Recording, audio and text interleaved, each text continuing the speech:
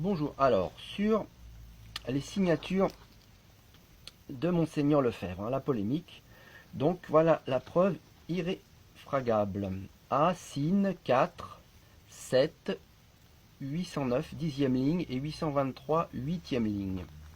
L'adhésion par signature de Marcel Lefebvre et Antonio de Castromayer a été officiellement enregistrée dans les actas du concile. Voilà. Donc ce qu'a dit Monseigneur Lefebvre sur ce qu'il a fait, c'est important, mais ce n'est pas plus important que la manière dont le Vatican a enregistré le document. Donc je vous explique en fait l'embrouillamini qu'il y a eu et le déroulement du concile. Donc en fait il y a 3 signatures. Alors, au moment de la présentation des textes au concile, alors en premier, chaque jour, ils arrivaient, ils remplissaient une fiche individuelle de présence qu'ils signaient. Là, c'est la signature de présence. Entrée du Saint-Père, enfin entre guillemets, parce que bon, Paul VI, bon, c'est pas le sujet de la vidéo. Ensuite, fiche individuelle de vote, avec le fameux crayon spécial, relevé mécanographique, plus signature. Là aussi, on ajoutait une signature, en plus du vote. Donc on votait oui, non, c'est-à-dire placette ou non placette. Voilà, ensuite il y avait une messe.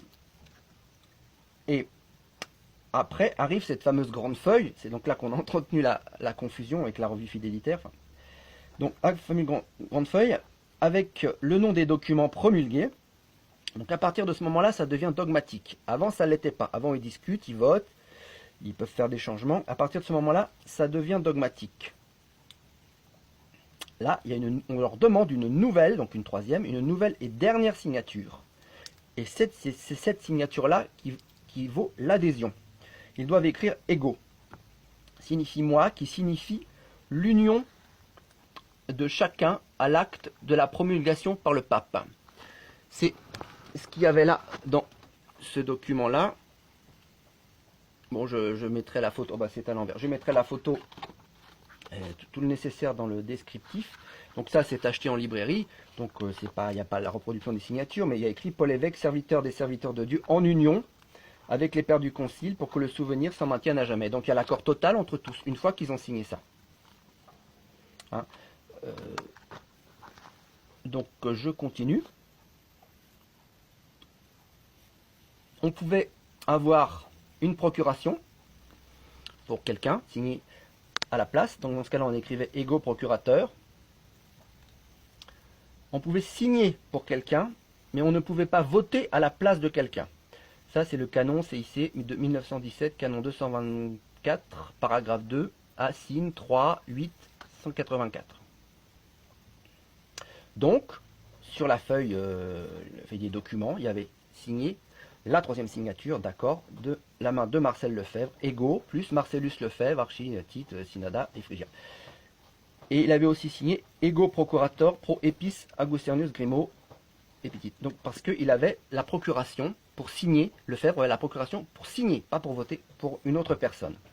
Il y avait aussi écrit ego Antonionus de Castromanière et Camposinus Brasilia.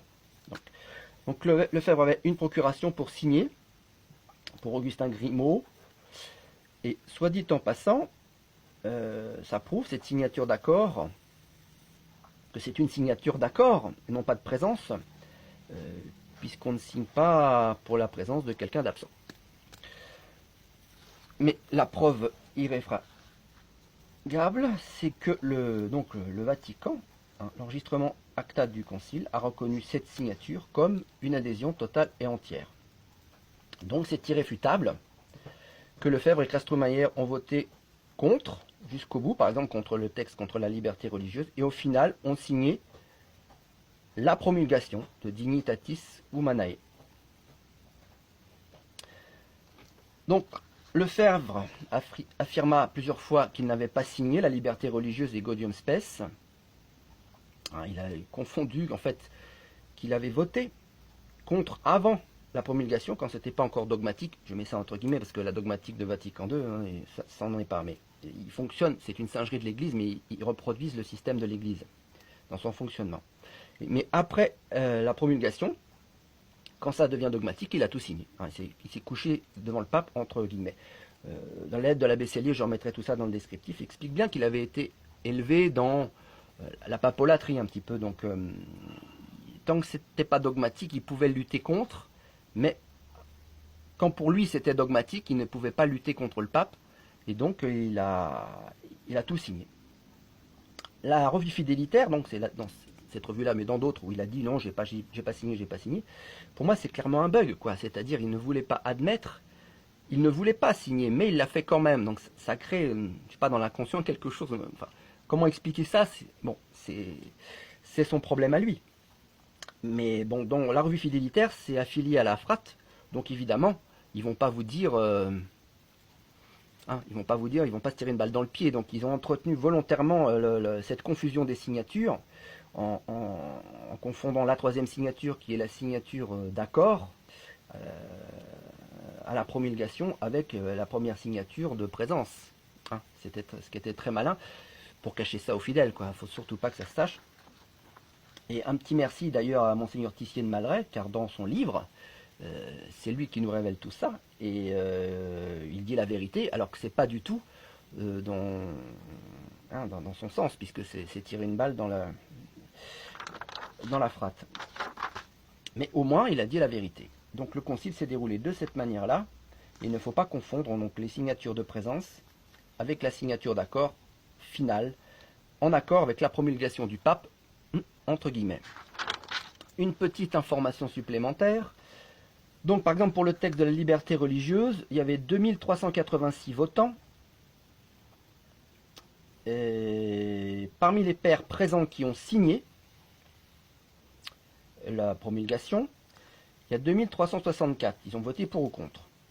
Ce qui veut dire que 22 pères ont refusé de signer la promulgation. Donc c'était possible. Monseigneur Lefebvre aurait pu refuser de signer. Et il ne l'a pas fait. Donc si parmi ces 22 pères, par exemple, il y en avait un qui avait voté contre tous les textes, et ensuite, parce que ça aussi c'était une apostasie, et ensuite refusé de signer, lui aurait pu consacrer des évêques. Il se serait exclu de cette fausse église de Vatican II, il aurait pu, mais bon. Monseigneur Lefebvre n'était pas parmi ceux-là. Monseigneur Lefebvre a signé tous les textes.